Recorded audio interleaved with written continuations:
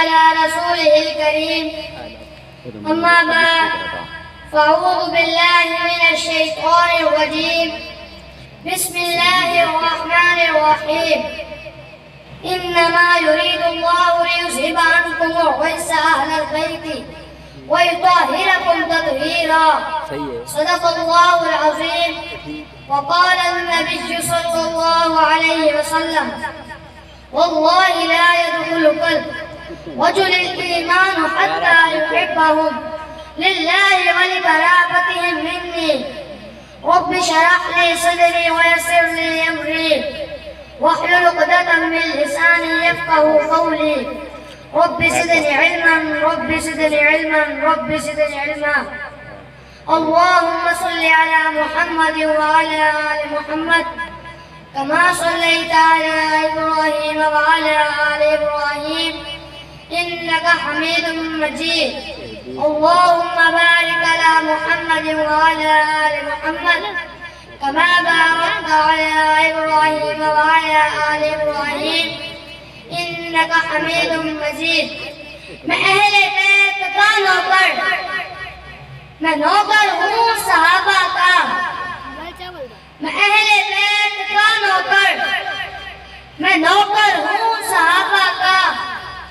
یہ جنتی لوگ ہیں سارے، عقیدہ ہر مسلمان کا. حاضرین مجلس، شرکائے محفل اور اہتمام کرنے والے، آج کی اس مجلس کے روح رواں حضرات، علماء کرام، آپ سب کی خدمت میں محمد شاہد اقبال کا سلام پہنچے. السلام علیکم ورحمۃ اللہ وبرکاتہ.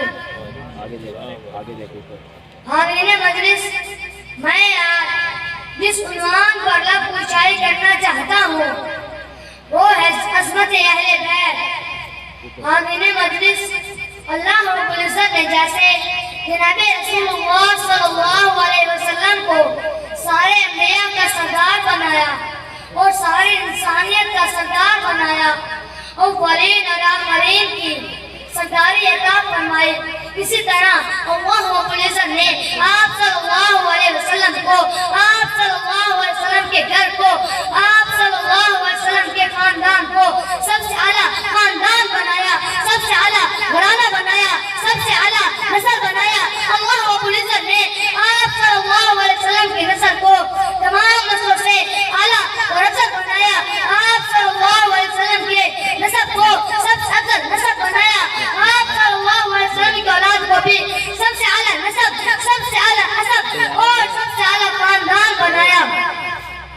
اور آپ صلی اللہ علیہ وسلم نے فرمایا کہ لوگوں کا نسب چلتا ہے بیٹوں کے ذریعے، اور میرا نسب، میری نسل اور میری اولاد چلے گی جناب حضرت فاطمہ رضی اللہ تعالیٰ عنہا سے اور ان کی نسل سے.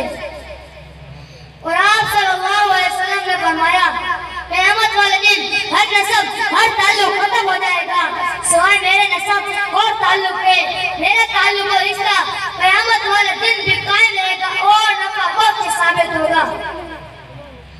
اور ایک موقع پر آپ صلی اللہ علیہ وسلم نے ارشاد فرمایا کہ جس نے میری اولاد پر احسان کیا اور وہ اس محسن کے احسان کا بدلہ دینے پر قادر نہ ہو سکی تو اس احسان کرنے والے کا احسان کا بدلہ بروز قیامت میں خود دوں گا. بہرحال اللہ رب العزت آپ صلی اللہ علیہ وسلم کے اہل بیت گھر والوں کے متعلق قرآن مجید فرقان حمید میں ارشاد فرماتے ہیں: انما یرید اللہ لیذھب عنکم الرجس اہل البیت ویطہرکم تطہیرا. کہ اے نبی کے اہل بیت گھر والوں، اللہ تو چاہتا ہے کہ تم سے گندگی کو دور رکھے اور تمہیں ایسی پاکیزگی عطا کرے جو ہر طرح مکمل ہو. مطلب یہ ہے کہ اللہ رب العزت نے آپ صلی اللہ علیہ وسلم کے اہل بیت کو، آپ صلی اللہ علیہ وسلم کے گھر والوں کو یہ اعزاز بخشا ہے کہ قیامت تک ہم نے زندہ جاوید کا نام یعنی قرآن مجید فرقان حمید میں ان کے ذکر خیر فرمایا اور ان کے تقوی و طہارت کی گواہی دی. حاضرین مجلس، اہل بیت سے محبت ایمان کا حصہ ہے، جیسا کہ حضرت ابن عباس رضی اللہ تعالیٰ عنہ روایت کرتے ہیں کہ رسول اللہ صلی اللہ علیہ وسلم اگر اللہ رب العزت سے محبت کرو کہ تمہیں اپنی نعمتوں سے نوازتا ہے، اور اللہ کی محبت کی وجہ سے مجھ سے محبت کرو، اور میری محبت کی وجہ سے میرے اہل بیت سے محبت کرو۔ ایک حدیث میں آپ صلی اللہ علیہ وسلم نے ارشاد فرمایا، واللہ لا يدخل قلب رجل الایمان حتى يحبهم للہ ولقرابته منی، اللہ کی قسم کسی آدمی کے دل میں اس وقت تک ایمان داخل نہیں ہو سکتا جب تک وہ میرے اہل بیت سے اللہ کی خاطر اور میری ان سے رشتہ داری کی وجہ سے ان سے محبت نہ کرے۔ میرے دل میں محبت ہے محمد کے گھرانے کی، میرے دل میں محبت ہے محمد کے گھرانے کی، کروں ساری عمر نوکری اس آشیانے کی۔ والسلام وما علینا الا البلاغ المبین۔